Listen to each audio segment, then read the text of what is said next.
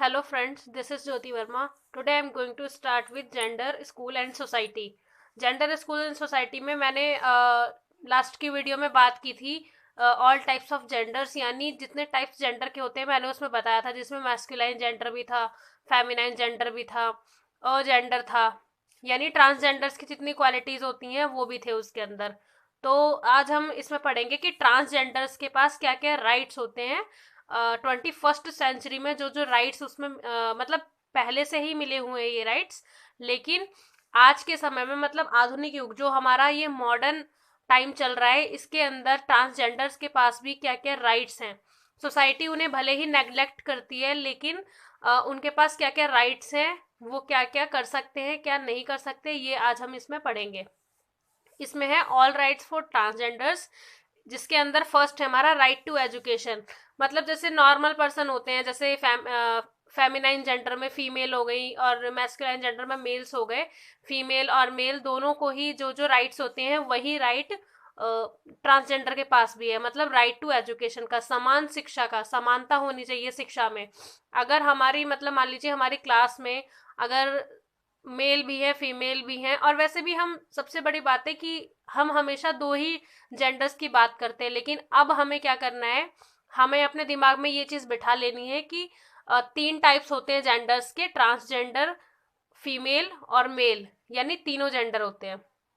अगर हमारी कक्षा में कोई ऐसा पर्सन है भी या ऐसा स्टूडेंट है भी, तो हमें उसको बिल्कुल ऐसा नहीं फील कराना कि उसको ऑकवर्ड फील हो, वो भी हमारी तरह ही है बिल्कुल, हमें उसको ऐसा फील कराना है। तो राइट टू एजुकेशन मतलब समान शिक्षा मिलनी चाहिए उसको भी, मतलब उसके पास भी शिक्षा का अधिकार है। ऐसा नहीं है कि कोई स्कूल है ऐसा जो मतलब ट्रांसजेंडर्स को नहीं पढ़ाना चाह रहा, या उनको ऐसा एनवायरनमेंट नहीं क्रिएट करवाना अपने स्कूल में कि उसको जो भी देखे वो अजीब सा फील करे, उसके साथ लंच ना करे, उसके साथ ग्राउंड में खेले ना, या कोई भी टीचर है जो उसके साथ भेदभाव कर रहा है, डिस्क्रिमिनेट कर रहा है, तो वो चीजें नहीं होनी चाहिए। समान शिक्षा उसको भी मिलनी चाहिए समान रूप से, जैसे हर बच्चे को मिलती है। ये नहीं कि आपने उसको अलग बैठा दिया क्लास में, या वो कुछ पूछ रहा है तो आप उसको उसका आंसर नहीं दे रहे, या उसको डिफाइन नहीं कर रहे कोई चीज। उसको भी हर बच्चे की तरह समान शिक्षा मिलनी चाहिए। Right to job in any sector with their qualities, मतलब राइट टू जॉब, उसको भी नौकरी करने का, जैसे बोलते हैं ना हमें ये जॉब करनी है, इस सेक्टर में जाना है, उस सेक्टर में जाना है, तो जो नॉर्मल पर्सन है उसको तो जाना ही है, उसने तो जो डिसाइड कर लिया वो करेगा और ना उसे समाज रोकेगा। लेकिन ट्रांसजेंडर्स को भी रोकने का किसी के पास राइट नहीं है। उनके पास खुद एक राइट है कि वो कहीं भी किसी भी सेक्टर में जॉब कर सकते हैं एज देयर क्वालिटी, मतलब उनके पास जिस तरीके की क्वालिटी है, जो जिस सेक्टर में उन्होंने जिस जॉब के लिए तैयारी कर रखी है, उस जॉब में उनको जॉब मिलनी चाहिए। अगर उनका इंटरव्यू या रिटन एग्जाम या कुछ भी ऐसा जो उन्होंने एग्जाम दे रखा है वो क्लियर हो गया है, तो उनको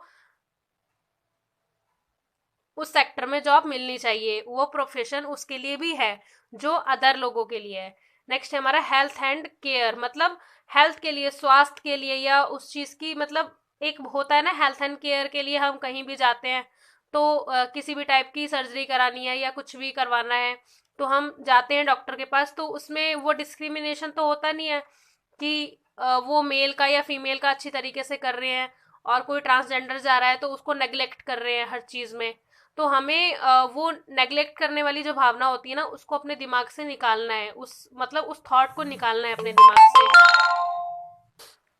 और सबसे बड़ी बात है कि अगर हम ट्रांसजेंडर की बात कर रहे हैं, और अगर मतलब मान लो ट्रांसजेंडर के अंदर कोई ऐसा ट्रांसजेंडर है जो फीमेल की तरह दिख रहा है, लेकिन जो वो अंदर से फील करता है वो एक मेल है, और वो अपना मतलब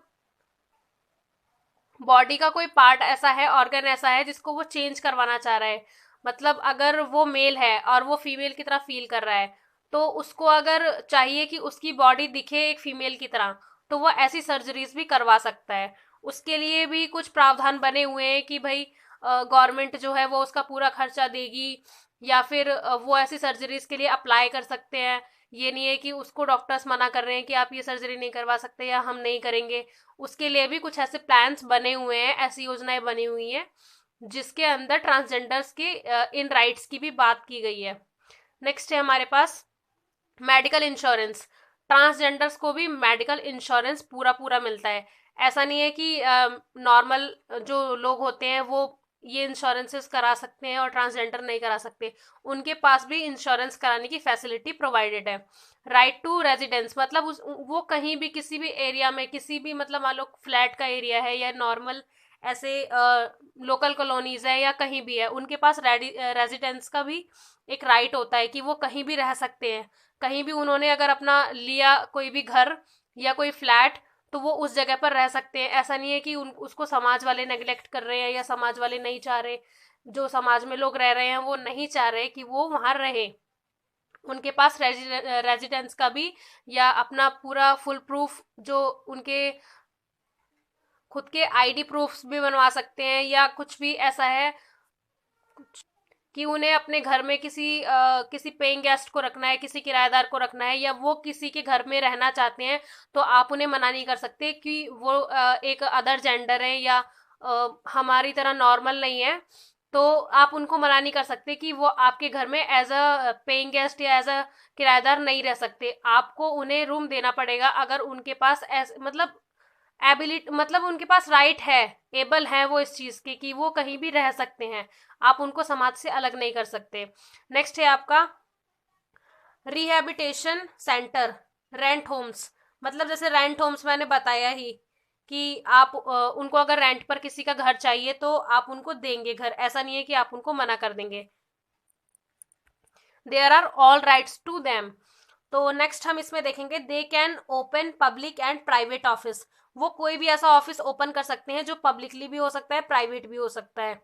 नेक्स्ट है इसमें they will get all facilities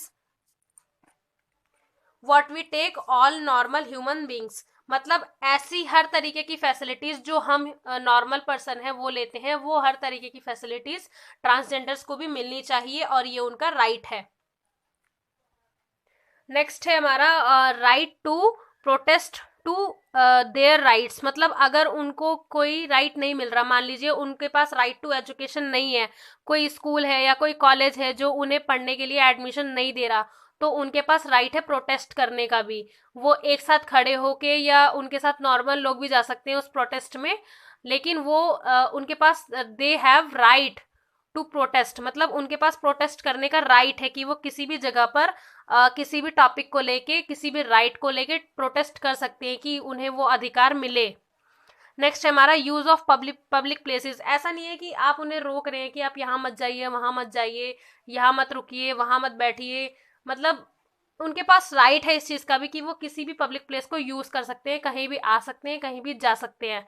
कोई नॉर्मल पर्सन या कोई भी ऐसा है जो उनको मतलब उस चीज के लिए मना करे, उसके पास ये राइट नहीं है। They don't have this right कि वो इस चीज के लिए उन्हें मना कर सके कि आप यहाँ नहीं घूम सकते, यहाँ नहीं जा सकते, यहाँ नहीं बैठ सकते। उनके पास हर प्लेस पर जाने का राइट है। नेक्स्ट है हमारा sexual adult abusing trouble it's a crime. मतलब ये भी एक क्राइम है। जैसे नॉर्मल पर्सन के साथ अगर सेक्सुअल अडल्ट का ऐसा कुछ होता है या अब्यूजिंग होती है या किसी ट्रबल में है वो, तो अपराध माना जाता है, उसके लिए सजा होती है, जुर्माना होता है, केसेस चलते हैं। तो ये राइट ट्रांसजेंडर्स के पास भी है। अगर उनके साथ ऐसा कुछ होता है तो वो भी इस चीज की कंप्लेन करा सकते हैं। नेक्स्ट हमारा 6 months to 2 years punishment legally to them who will do this. मतलब इसके अंदर ये है कि अगर इन सब में से कोई भी कुछ करेगा, कोई भी पर्सन उनके साथ या ट्रांसजेंडर्स के साथ कुछ करेगा, तो उसके लिए 2 साल की पनिशमेंट है लीगली, अगर वो ये कर रहा है। 6 months से 2 years तक की पनिशमेंट।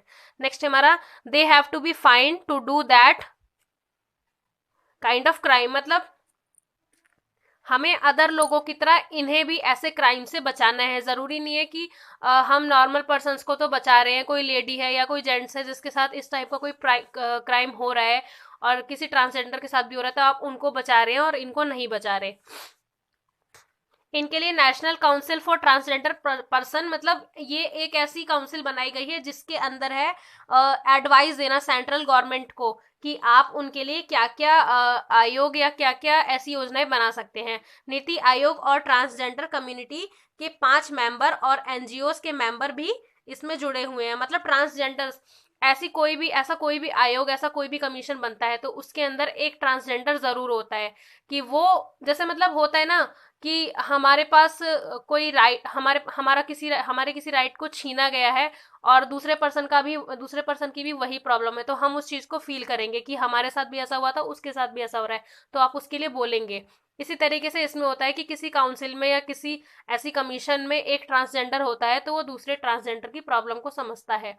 तो इसीलिए हर कमीशन में, हर जगह, किसी भी ऐसी आयोग में अगर कोई भी फैसला लिया जाता है तो वो ट्रांसजेंडर की राय को लेकर ही लिया जाता है। उसकी राय भी जरूरी होती है कि उसको माना जाए।